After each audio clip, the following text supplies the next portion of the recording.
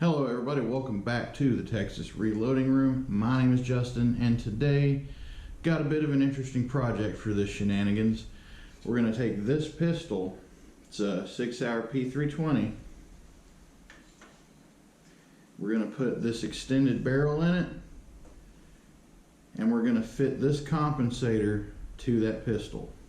This compensator, I'll get into it more here in a little bit, but basically we've got to take some specific measurements and possibly cut two different areas where we're clocking it. So let's go ahead and jump over here and do some prep work real quick. As always, it's the prep work that will make or break a project. So actually the first thing I want to do is take this bulky streamlight off of here. That way I can move the pistol around without having to worry about damaging it. Now that we have the light off, I'm going to go ahead and take this apart, because we're not really interested in that. We're more interested in what's going on up here. So take the old barrel out. We'll make sure that the new barrel fits. Make sure that they're the same caliber, 9mm. Yeah. Then we'll put this one in. Now, the way I usually handle something like this, so we want to have the pistol in full lockup when we take these barrel measurements here. So what I want to do is measure my barrel stick out. Now generally on something like this, a caliper is going to be plenty good enough. Just make sure you clean the jaws off. And then what I'll do is I'm looking to make sure that it's flat. I'm making sure there's not a high spot. I want to measure this off the highest point. So in full battery, we've got 1.233. And now we need to compare it to this. So I don't know if you can see or not in there, but there are threading in there, but there's also a recess that is the size of the barrel. So, and then one of the other features on this, there's also this right here, which is basically just a tapered contour for the front of the slide. And in order to get this to reference properly, we're going to have to not only take some of that down, but maybe take some of this down as well. So we'll see. So we're going to take 3 measurements here. If you don't have a depth mic, it's not the end of the world. You can use your caliper, or another good method is you can take the overall length with a pair of micrometers, and then you can take that length and then subtract the difference. So, but I'm going to do it this way. That line is a lot closer to 50 than 49, so we're going to go with 50 thousandths. Freeboard depth is almost, well, it's just a shy hint over 450 thou. I'm going to cross check that with these real quick.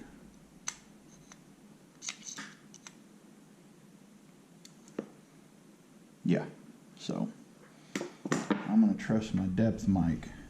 And now I want to take the depth of my threads. And it'd be really nice if they're deep enough that I don't have to take some barrel cut off, but it looks like I might have to. Beautiful thing about these depth mics is you've got different lengths. So I can just grab my 1 to 2 right here, drop that in,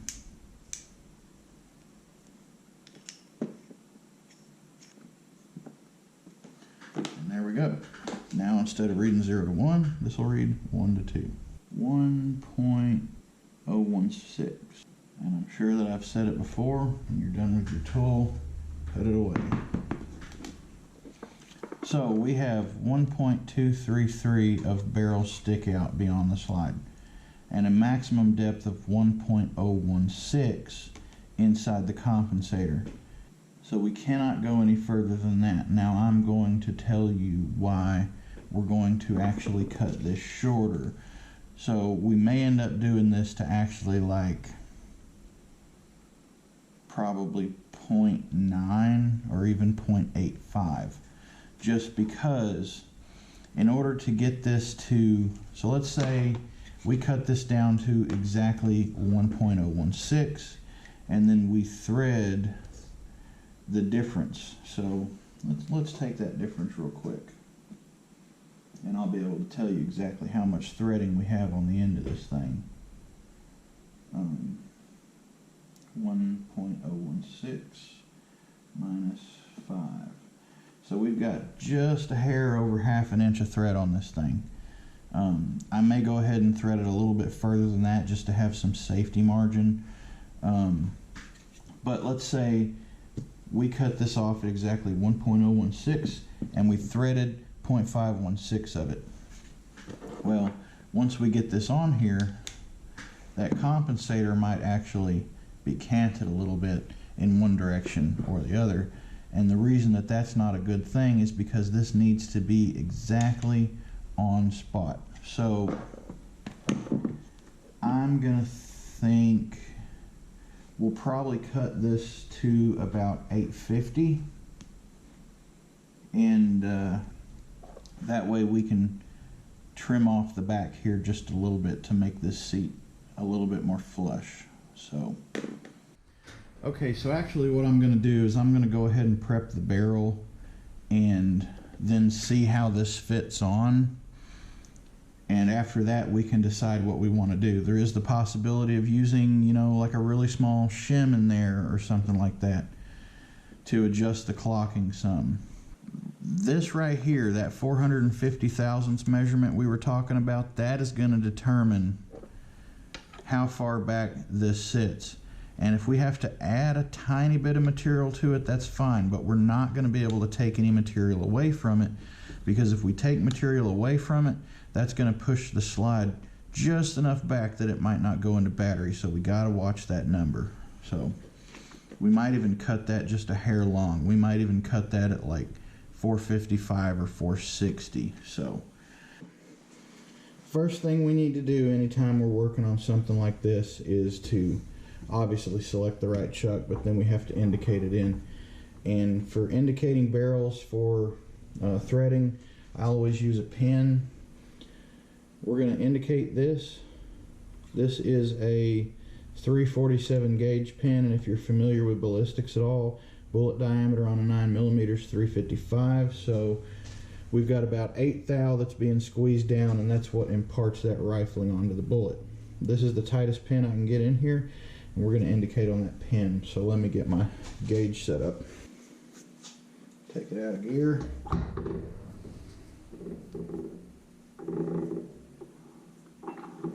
And I can tell without even really looking at the dial, we're high right here. So I'm going to come over here. So loosen up the low sides, tighten the high sides.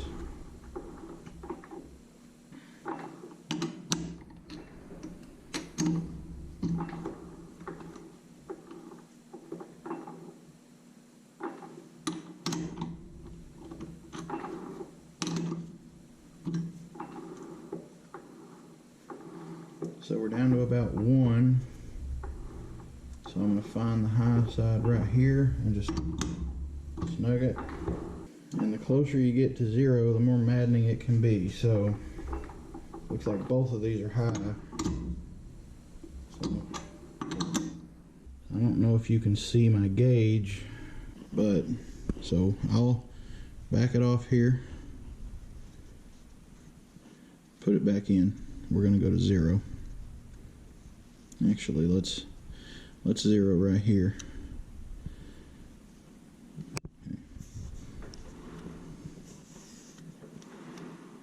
And now we got to figure out exactly how much to take off the barrel.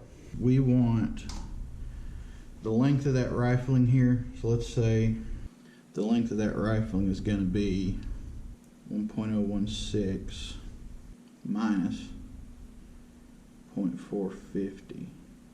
No, we're going to scratch that and we're going to do 400. So the rifling can be 6/16. And the shoulder needs to be set back. No, actually that's going to give us everything we need. So if the rifling is 6/16, we may cut that short by about 5 or 10 thou. We'll make that 6/06. Then we just need to figure out where we need to cut. So right now we've got a stick out of 1.233, and we need to remove it down to 1.016 minus 1.016. So that's 217. So let's go ahead and take off 217 thou. Load my tool up. I am going to, we're just going to go with a standard cutting tool here. Put it back in gear. We're going to go to about 840. Move my gauge out of the way and see how that rotates.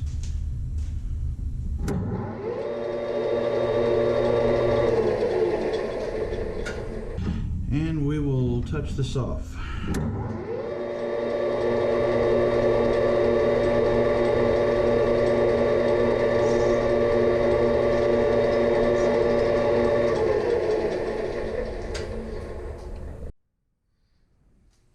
Okay, so I've got my 0 set on the muzzle.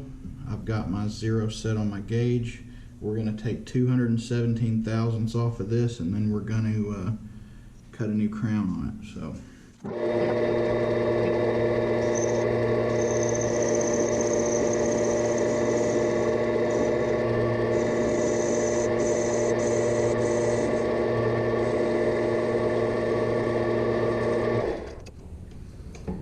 Okay, so I decided to take off an extra 3 thousandths just to be safe. So next step, we need to do a recrown on that, and we'll go ahead and adjust our compound to 45 degrees for that. For this, I'm going to use my protractor. What we'll do is I'll set our compound, or set our square up to 45 degrees. Put a square block back here against the cross slide, and then position everything until they're nice and tight. And then I will use a boring bar for this, but first we've got to square up our tool holder.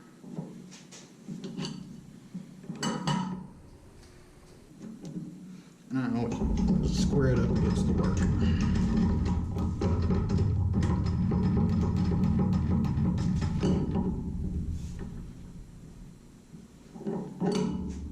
So on a boring bar, stick out is definitely your enemy. The same with a chuck. Stick out is your enemy. If you want to have a nice firm cut, get as much of this in your tool holder as you can. I've got just enough stick out to where I shouldn't have to worry about it, plus this is going to be a really light cut. So let's go ahead and spin it back up, and we'll do our muzzle crown.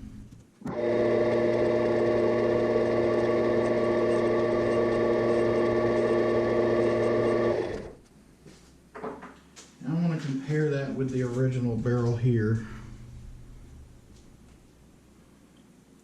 Looks pretty good. Mine's got a little bit more, but that's okay. Next, I'm going to go ahead and grab a file and use a file to round off that sharp edge on the outside, because on the Sig barrels they're actually rounded. So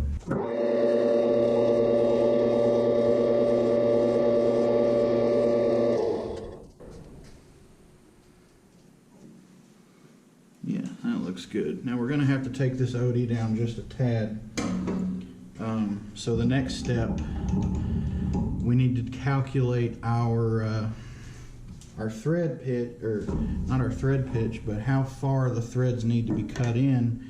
But real quick, I need to set this compound again, because we don't cut threads at 45 degrees, we cut threads at 60 degrees. So when we're cutting threads, you know, you'll hear 100 different schools of thought on this. I like to set my compound to 29.5. And generally, This is where my compound stays unless I'm cutting a taper, and then I'll adjust it. But the compensator is threaded 1/2 by 28. So we need to thread this 1/2 by 28.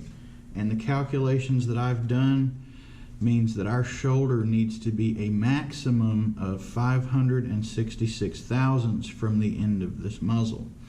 We'll start on the conservative side. We'll go to 566, and if we need, or 560, and if we need to set it back from there, we can. We've got to take about 50 thou off of this, 60 thou off of it to get it to where it needs to be for the threading. Let me just double measure real quick. So it's at right about 550 now. So we got to take 50 thou off of this diameter into 560.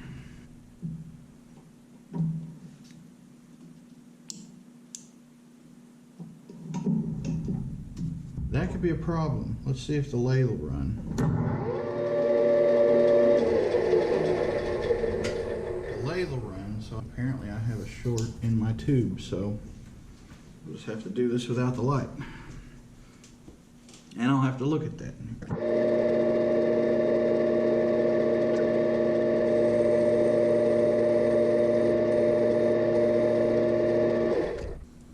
$51.40, so we need to take 14 thousandths off.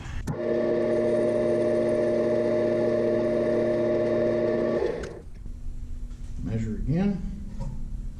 We should be right at 5.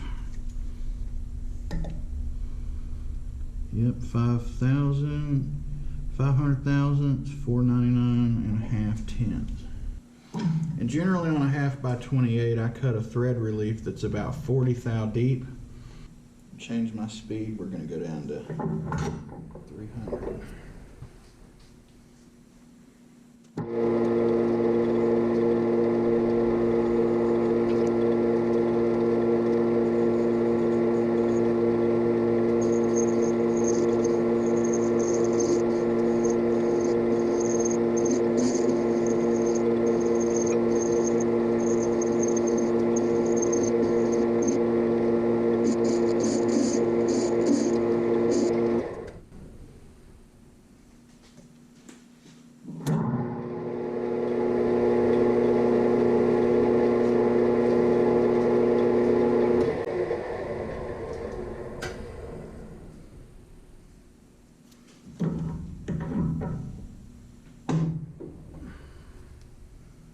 Okay,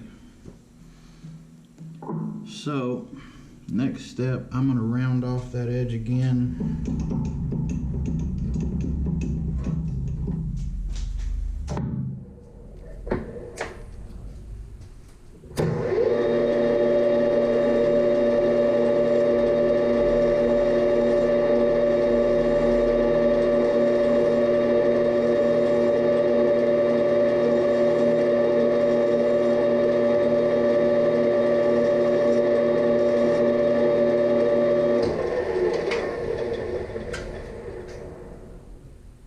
Alright, so without the light, since I just finally got fed up with it, we're going to do a scratch pass on this and make sure that our lathe is properly set up to cut 28 threads per inch here. So let me check my things here. We need to go to M2A5.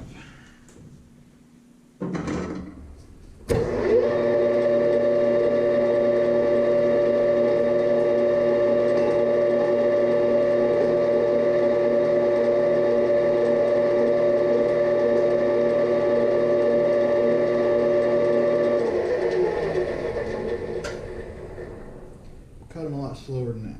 So let's go to B1.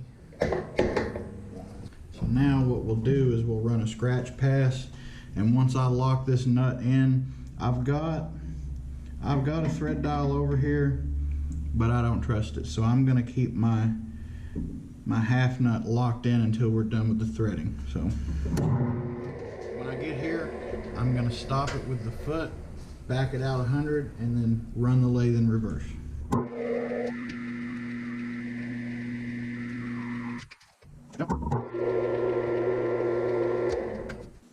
check our thread pitch. That looks like 28 to me. So we'll take another cut. I would also recommend just go ahead and back your lathe off just a little bit more. That way you can account for any backlash that your screw might have. I'm going to speed this up a little bit. We're going to run it at 300. So we'll just go to...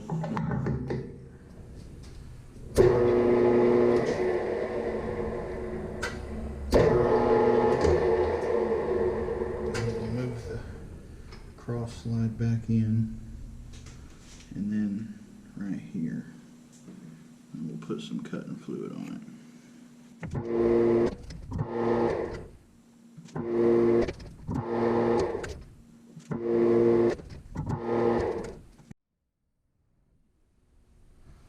Okay, so here's hoping and praying this light will stay on a little bit. I could really use it. Thread cuts are looking good so far. I don't see any chatter on them.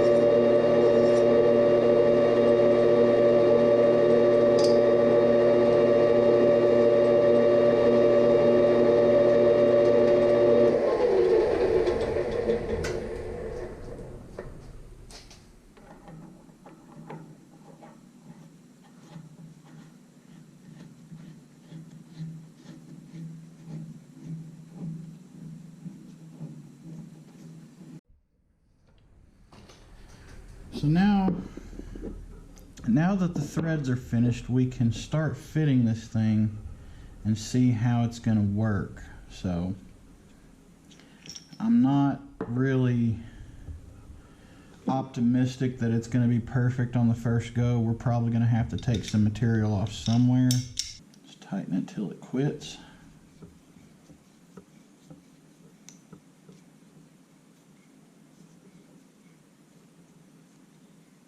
Until we get to that shoulder right there.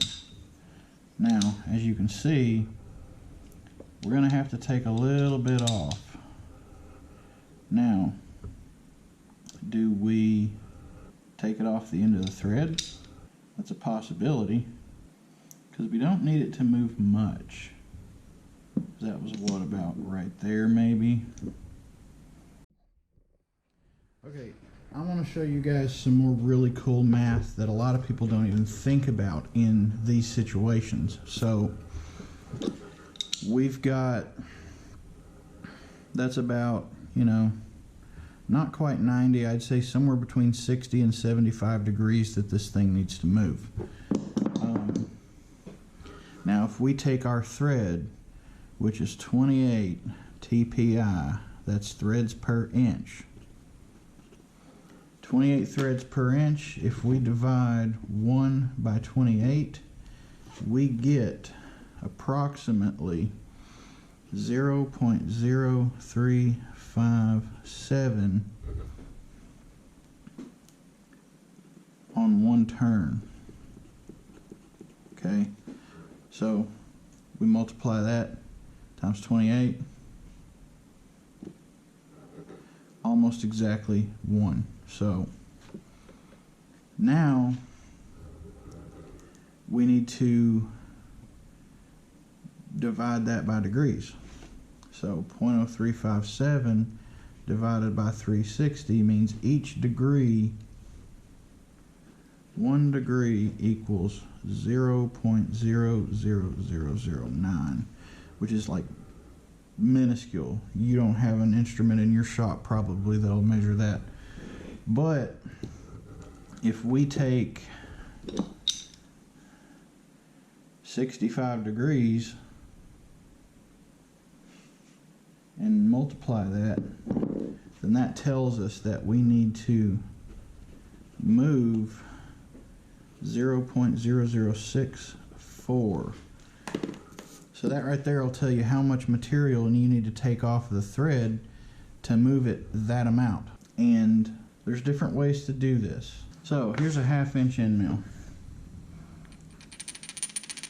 If I come down here and I center this hole and then I put this down in there, I could take 6 thou off and theoretically get just the right clock.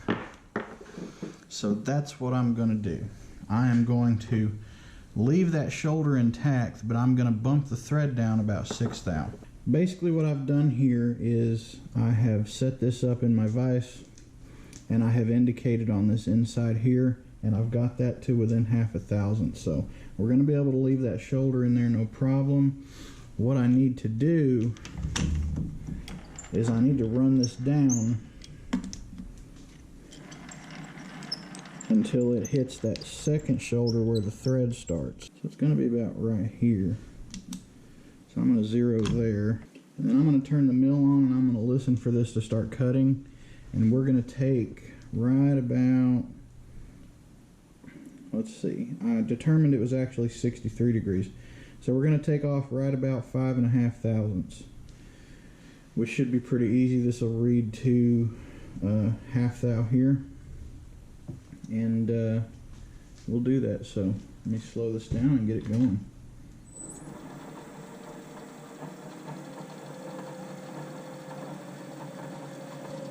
Alright, right there we're cutting. So 1, 2, 3, 4, 5.5.